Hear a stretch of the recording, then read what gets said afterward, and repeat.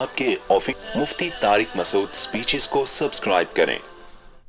الحمد لله نحمده ونستعينه ونستغفره ونؤمن به ونتوكل عليه ونعوذ بالله من شرور أنفسنا ومن سيئات أعمالنا من يهده الله فلا مضل له ومن يضلل فلا هادي له ونشهد أن لا إله إلا الله وحده لا شريك له ونشهد أن محمدا عبده ورسوله صلى الله تعالى عليه وعلى آله وأصحابه وبارك وسلم تسليما كثيرا كثيرا اما بعد فاعوذ باللہ من الشیطان الرجیم بسم اللہ الرحمن الرحیم الا المصلین الذین هم علی صلاتهم دائمون والذین هم لفروجهم حافظون والذین هم لأماناتهم الا على ازواجهم او ما ملکت ایمانهم فانهم غیر ملومین فمن ابتغى وراء ذلك فاولئک هم العادون والذین هم لأماناتهم وعهدهم راعون والذین هم بشهاداتهم قائمون والذین هم علی صلاتهم یحافظون۔ سورہ معارج کی ان آیات پر سفر سے پہلے، بنگلہ دیش کے سفر سے پہلے بیان چل رہا تھا۔ بنگلہ دیش کے سفر کے بعد دل چاہ رہا ہے مچھلی اور چاول کے فضائل پر بیان کرتا رہوں میں۔ اللہ نے ان آیات میں اہل ایمان کی اچھی صفات بیان کی ہیں کہ مومن کو کیسا ہونا چاہیے۔ یہ صفات ہمارے اندر آتی نہیں ہیں، اس کی وجہ کیا ہے؟ جب بھی انسان کو انسان بنانے کی کوشش کی جائے نا تو وہ دو چیزوں سے انسان بنتا ہے۔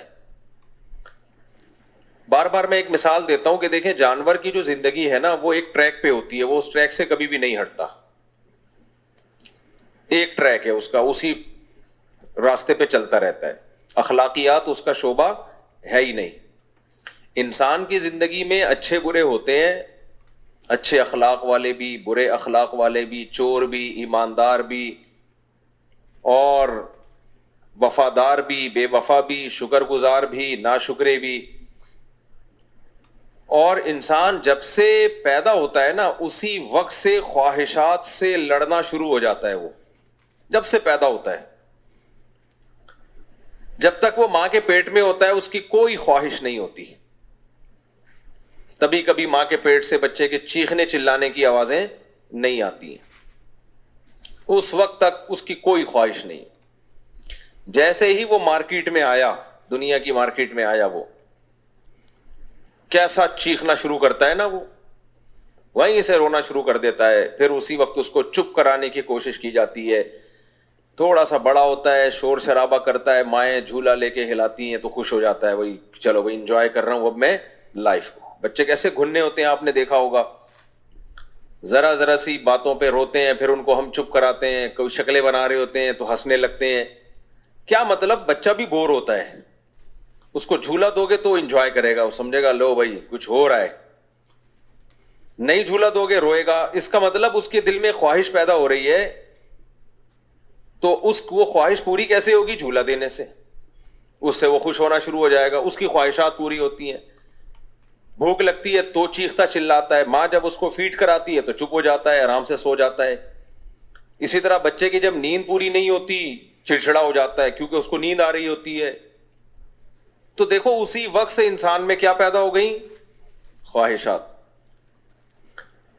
اب جب تک وہ بالغ نہیں ہوتا نا، یا بالغ کا لفظ بھی بالغ بھی دیر سے، جب تک جس کو فقہ کی اصطلاح میں کہتے ہیں صبی ممیز، صبی کہتے ہیں بچے کو، ممیز کہتے ہیں وہ بچہ جس میں اچھے اور برے کی کچھ تمیز پیدا ہو جائے، جس کی عمر قرآن و سنت میں غور و فکر کر کے حضرات فقہاء نے بیان کی ہے 7 سال کی عمر میں۔ نارمل بچوں میں 7 سال میں اچھے اور برے کی تمیز پیدا ہو جاتی ہو، تو اس سے بھی پہلے جاتی ہے، لیکن ایک ایسی تمیز جس کی بیس پہ ان کو ہم سمجھا سکتے ہیں، سختی کر سکتے ہیں کہ یہ غلط ہے، یہ مت کرو۔ اس سے پہلے تو سختی بنتی نہیں ہے نا۔ تو جب تک اس کے اندر یہ تمیز پیدا نہیں ہوتی، اس کی جو خواہشات اس کے دل میں پیدا ہوتی ہیں وہ اچھی بری نہیں ہوتی، وہ اس کی نیچر کا حصہ ہے، اس میں وہ جانوروں کی طرح ہی ہوتا ہے۔ بھوک لگے گی تو روئے گا، کیا کرے گا؟ بھوک لگ کے رونا یہ ٹھیک بات ہے نا، بالکل اس کا دل چاہ رہا ہے رونے کا تو روئے بھائی۔ اسی سے تو پتا چلتا ہے کہ اس کو بھوک لگ رہی ہے. اگر روئے گا نہیں تو ماں کو پتا کیسے چلے گا؟ لیکن آہستہ آہستہ آہستہ جو اللہ نے اس کا دماغ انسانوں والا بنایا نا، جانوروں والا تو ہے نہیں، آہستہ آہستہ اس کے اندر ذہانت پیدا ہونا شروع ہوتی ہے. پہلے تو یہ ہوتا تھا بھوک لگتی ہے بس دودھ چاہیے، مجھے روٹی چاہیے، پیٹ بھر گیا، اب اس کو مزید کچھ نہیں چاہیے. اب تھوڑا تھوڑا جب وہ سمجھدار ہوتا ہے تو اس کا کھلونا بھی مجھے چاہیے، سمجھ رہے؟ اس کا پراٹھا بھی مجھے چاہیے، اس کو کچھ نہیں دو، سب کس کو دے دو. دیکھا ہوگا بچوں میں جیلیسی پیدا ہونا شروع ہو جاتی ہے، بہت بچپن میں. اب کیا ہوتا ہے کہ اگر ان کی تربیت نہ کی جائے، ان کو ایسے ہی چھوڑ دیا جائے، تو وہ انسان کے بچے کم، ڈنکی کے بچے، مجھے گدھے کا بچہ کہنا اچھا نہیں لگ رہا نا، یعنی بڑے ہو کر پھر ماں باپ ان کو تانا دیتے ہیں گدھے کے بچے، گدھے کی اولاد، الو کے پٹھے. حالانکہ وہ آپ ہی کے ہوتے ہیں، جو بھی ہوتے ہیں کس کے ہوتے ہیں؟ آپ کے ہوتے ہیں، لیکن آپ ان کو لقب کیا دیتے ہو؟ الو کے پٹھے ہو. اس کا مطلب یہ نہیں ہوتا اپنے آپ کو الو کہنا، مطلب یہ کہ ہو تو میری اولاد لیکن دیکھنے میں کیا ہو، حرکتیں تمہاری ایسے جیسے الو کے پٹھے ہو تم، گدھے کی اولاد ہو تم. تو یہ کیوں کہا جاتا ہے؟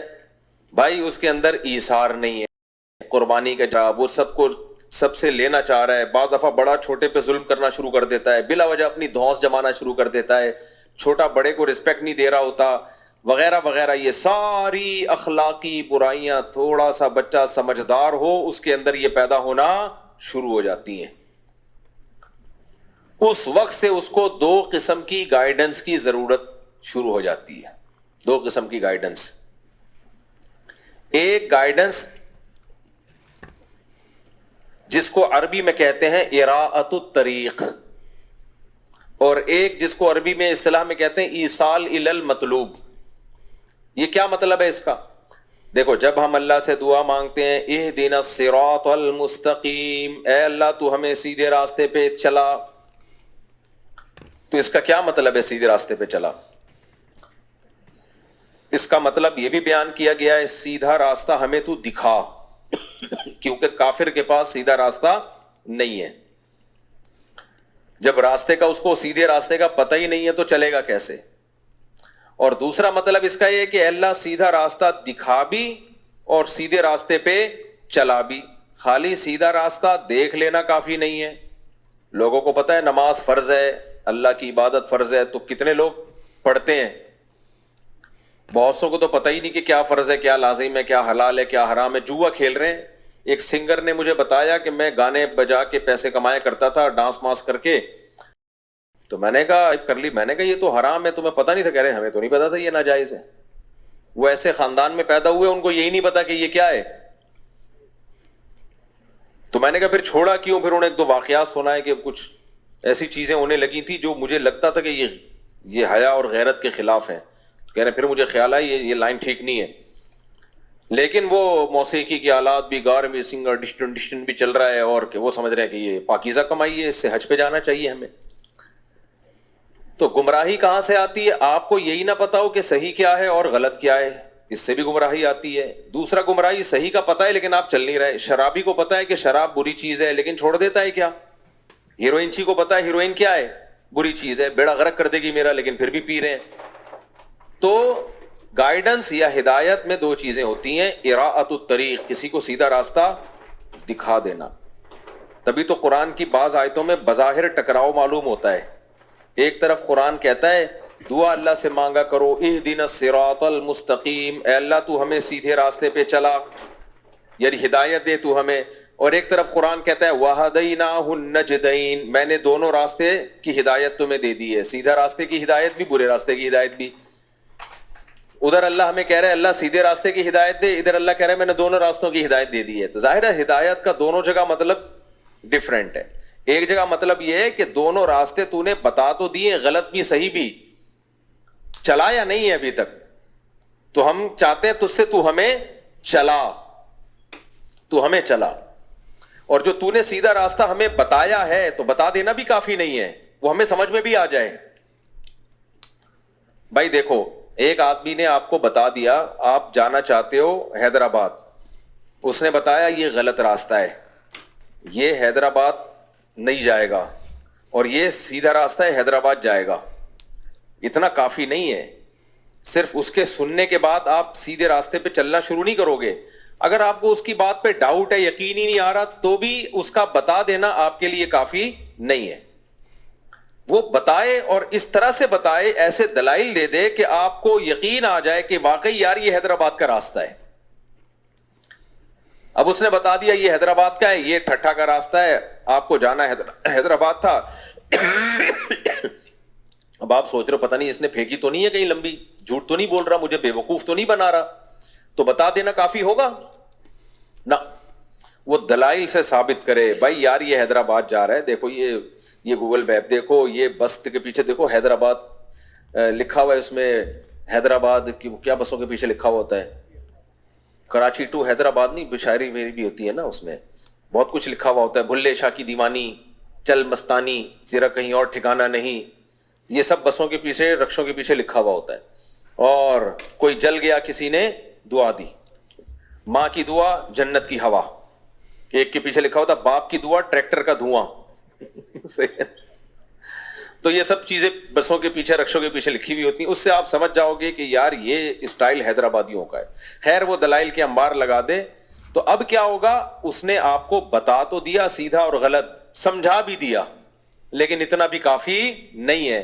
حیدرآباد کا راستہ پتہ چلنے سے تھوڑی حیدرآباد چلے جاؤ گے, جب تک آپ کے پاس چلنے کے لیے کوئی گاڑی نہیں ہوگی, کوئی بائک نہیں ہوگی, کوئی بس نہیں ہوگی یا کرایہ نہیں ہوگا. تو اس نے کیا کیا, کرایہ دے کے بس میں بٹھا کے بس کو چلتا کر دیا. اب ہم کہیں گے اس نے سیدھا راستہ بتایا بھی, اس کا صحیح ہونا ثابت بھی کیا اور اس پہ چلا بھی دیا. تو ہم جب دعا کرتے ہیں نا اہدنا الصراط المستقیم, اے اللہ ہمیں سیدھے راستے پہ چلا, تو ہمارے فرمایا کرتے تھے اس میں یہ نیت کرنی چاہیے, اے اللہ سیدھا راستہ دکھا بھی, سیدھا راستہ سمجھا بھی, اس پہ چلا بھی, اور چلنے کے بعد بھی خطرہ ہوتا ہے راستے میں کہیں مڑ نہ جائے, تو منزل تک پہنچا بھی, موت تک اس پہ چلاتے رہنا. اس لیے اہدنا الصراط المستقیم میں یہ نیت کرنی چاہیے کہ اللہ ہمیں پہنچا دے منزل تک. تو میں یہ عرض کر رہا تھا کہ بچے کو دو چیزوں کی ضرورت پڑ جاتی ہے اس ٹائم پہ, جیسے اس میں تھوڑی تھوڑی عقل پیدا ہونا شروع ہو. ایک, اس کو یہ پتا چلتا رہے کہ صحیح کیا ہے غلط کیا ہے. نمبر دو, جو چیز صحیح ہو اس پہ وہ چلنا بھی شروع ہو جائے. ماں باپ بچے کو بتا دیتے ہیں شروع سے ہی, بیٹا سگریٹ نہیں پینا, بتاتے ہیں کہ نہیں بتاتے, بیٹا چرس نہیں پینا, فلمیں مت دیکھنا, اور لیپ ٹاپ لے کے جب بیٹھو یا ایل ای ڈی لے کے بیٹھو لڑکیوں کی تصویریں مت دیکھنا. آج کل یہ بہت ضروری ہے بچوں کو سمجھانا. ماں باپ کچھ دیکھتے ہی نہیں ہے, بچہ موبائل پہ کیا کر رہا ہے, اسکرین پہ کیا دیکھ رہا ہے. ٹین ایجر لڑکے ہیں لڑکیاں ہیں, وہ ابھی بلوغت کے قریب پہنچ رہے ہیں, ان کے جذبات ہوتے ہیں, وہ سب گند بلا دیکھ رہے ہوتے ہیں, ان کو پتہ ہی نہیں ہوتا یہ برا کام کر رہے ہیں ہم. تو یہ ماں باپ کی ذمہ داری ہے, نا بیٹا یہ کام مت کرنا, یہ برا کام ہے. تو آپ اس کو برائیوں کے بارے میں بتاتے ہو. ایک کام آپ نے کر لیا کہ اس کو بتا دیا کہ سیدھا راستہ کیا ہے اور غلط راستہ کیا ہے, لیکن اتنا کافی نہیں ہے.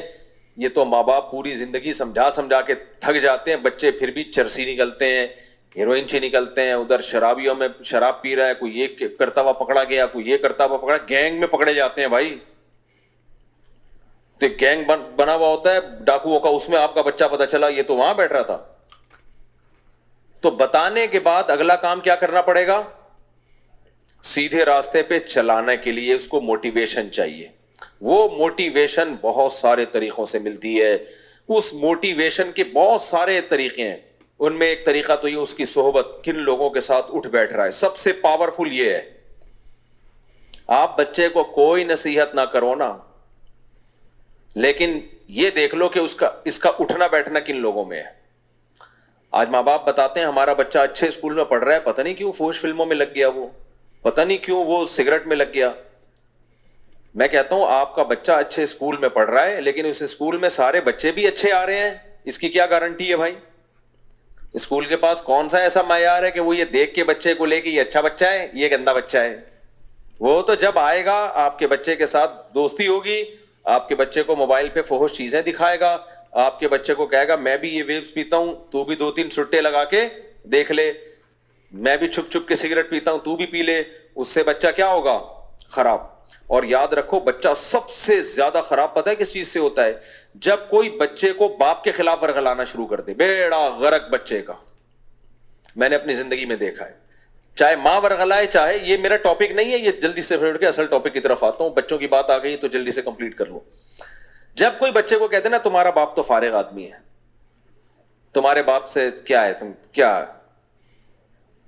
تو بچے کے دل میں سب سے پہلے اپنے باپ کی عظمت نکلتی ہے.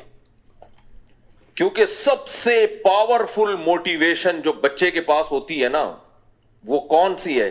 باپ. تبھی تو اسلام میں یتیم کے بہت فضائل ہیں, کیونکہ جس کا باپ نہیں ہے نا اس کا کوئی پرسان حال نہیں ہے. ماں کا کام نہیں ہے بچوں کی تربیت, نہیں کر سکتی, کوشش کے باوجود نہیں کر سکتی, اس کے پاس وہ پاور ہی نہیں ہے نا.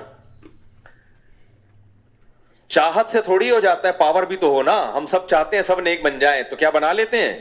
لوگ میرے پاس آتے ہیں, میرا بچہ بگڑ گیا, آپ سمجھائیں, میں سمجھا دیتا ہوں, پھر بھی نہیں سدھرتا. لوگ کہتے ہیں کیا کریں, میں کہتا ہوں بھائی میں تھانے میں ہوتا تو سدھار دیتا, میرے پاس تو پاور, اپنا بچہ ہوتا تو چماٹ لگا دیتا اس کے. میں کوشش کرتا سختی کر کے, آپ کے بچے پہ میں کیسے سختی کروں بھائی؟ تو جب باپ کا روب نکل گیا نا بچے سے, گیا کام سے, کسی کام کا نہیں ہے پھر وہ. یہ خوب سمجھ لو اچھی طریقے سے. خیر, تو اسکول میں بچے باپ کو, بچے کلاس فیلو اپنے کلاس فیلو کو باپ کے خلاف ورغلا رہے ہوتے ہیں کہ میں تو اپنے باپ سے پوچھ کے نہیں آتا, تو کیوں پوچھ کے آتا ہے بھائی؟ میں اپنے گھر والوں کو ایک دفعہ کسی ورک شاپ میں لے گیا, میری نئی نئی شادی ہوئی تھی, بہت دفعہ نئی نئی شادی ہوئی تھی, تو وہ والی دفعہ بھی نئی وہی شادی تھی. تو وہ والی دفعہ جو نئی شادی تھی نا, اب کون سی دفعہ تھی یہ میں نہیں بتاؤں گا آپ کو. تو میں اپنے گھر والوں کو لے گیا ایک ورک شاپ میں, بڑی زبردست ورک شاپ تھی وہ.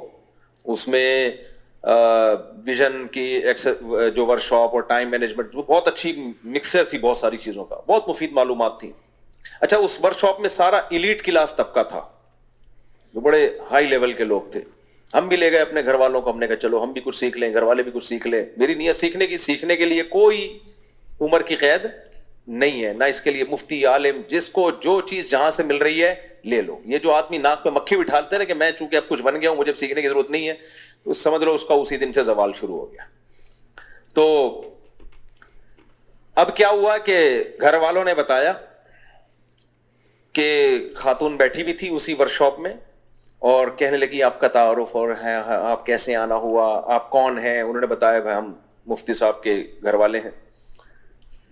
تو انہوں نے کہا کہ جی وہ اچھا مفتی صاحب تو اتنی شادیاں کرتے ہیں, تو آپ نے کیوں کی شادی ان سے؟